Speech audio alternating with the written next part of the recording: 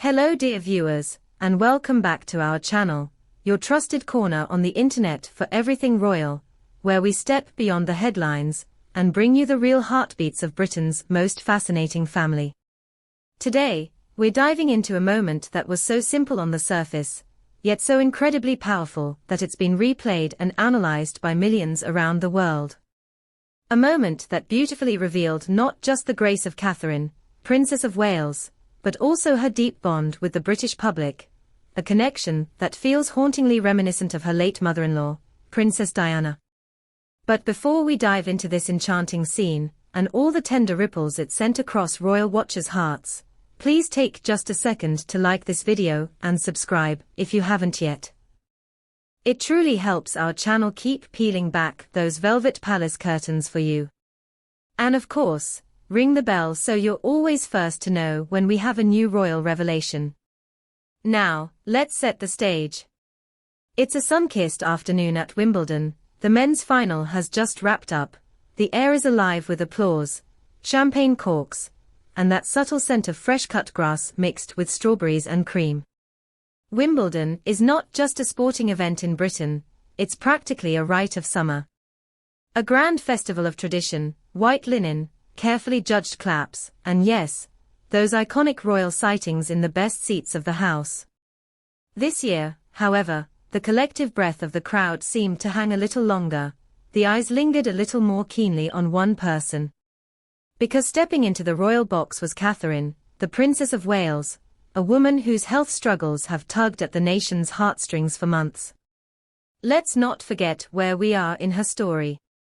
Just months ago, Catherine delivered that shockingly personal video address, telling the world, in her calm, measured way, that she was battling cancer. Her choice of words, a preventative course of chemotherapy, was precise, careful, but the slight quiver in her voice told the deeper truth.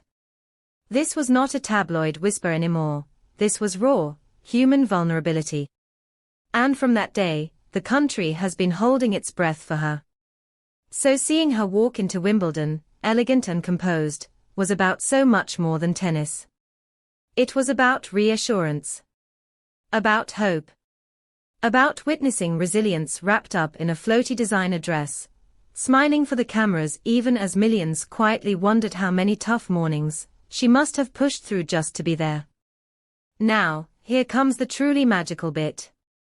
As Catherine made her way through the shaded walkways of the All England Club, past clusters of eager faces and rows of nodding officials, something almost electric started to build. By the time she approached the royal box, a hush fell, then a murmur, then, almost as if on cue, thousands rose to their feet in a spontaneous standing ovation. This wasn't the polite flutter of applause you might expect for royal protocol. No, this was a thunderous, heartfelt roar. A collective outpouring that said, "We see you. We've missed you. And we're so very glad you're here." Catherine's reaction? Utterly priceless. She paused, just for a heartbeat. Her eyes widened, her mouth opened in a surprised, almost girlish smile, and then, quite suddenly, she let out a gentle, delighted giggle. It was the kind of pure, unguarded laugh that no amount of palace media training could ever rehearse. In that tiny burst of laughter, something melted. The distance between future queen and ordinary Britons collapsed for a shining moment.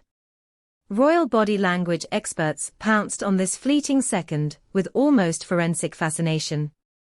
Judy James, one of the most respected analysts in the UK, described it beautifully. She pointed out how Catherine's neck gave a tiny, almost comical gulp, a shy dip that looked for all the world like a little girl caught off guard by a surprise birthday party. It was playful, modest, and above all, incredibly real. And then came the smile, not just a restrained royal upturn of the lips, but a beaming, teeth on full display grin that lit up her entire face. A grin that, quite frankly, reminded so many of Diana. Because how could it not? Diana was famous for this same delicate dance between regal poise and startled humility. Despite being arguably the most photographed woman on earth, she often seemed genuinely touched, even slightly embarrassed, by the tidal wave of adoration that followed her everywhere. That quick shy laugh, the gentle lowering of the head, the sparkling eyes that said, "Is all this really for me?" It's something Diana did effortlessly, and now, Catherine seems to channel that same magic without even trying. No wonder the papers were quick to draw the parallel. Headlines the next morning ran everything from "like mother-in-law, like daughter-in-law," to a "Diana echo at Centre Court." And it wasn't just lazy tabloid spin, it was something deeper, almost instinctual.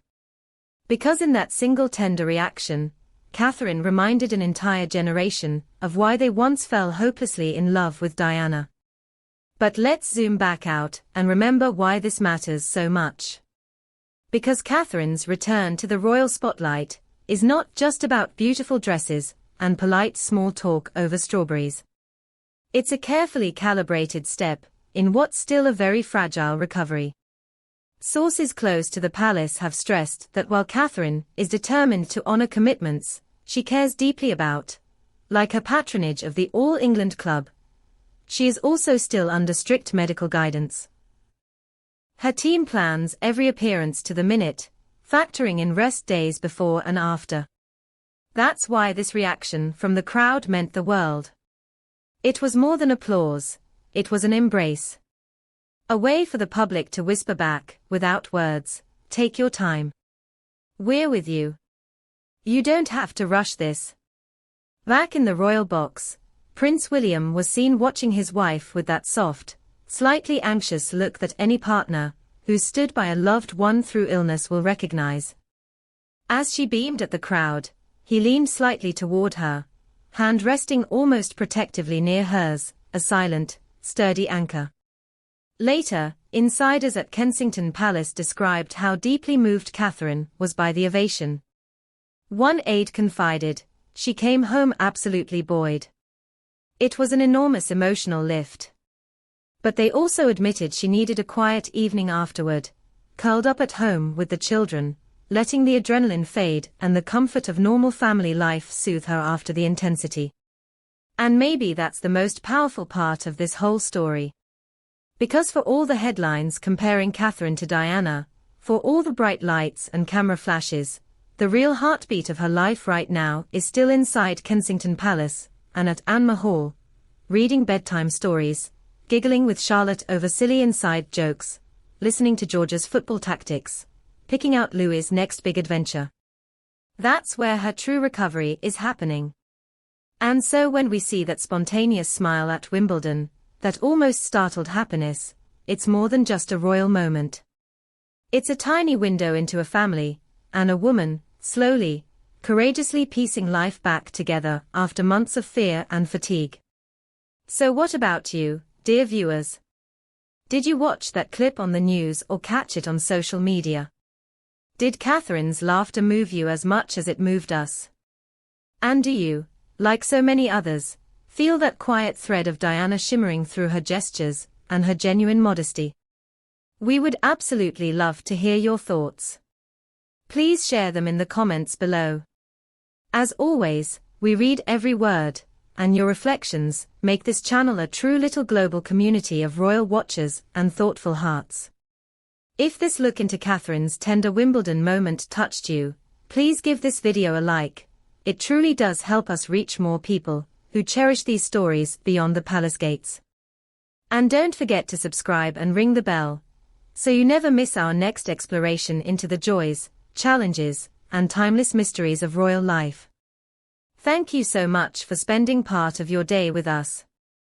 We'll be back very soon with more glimpses into the living, breathing humanity behind Britain's most famous family.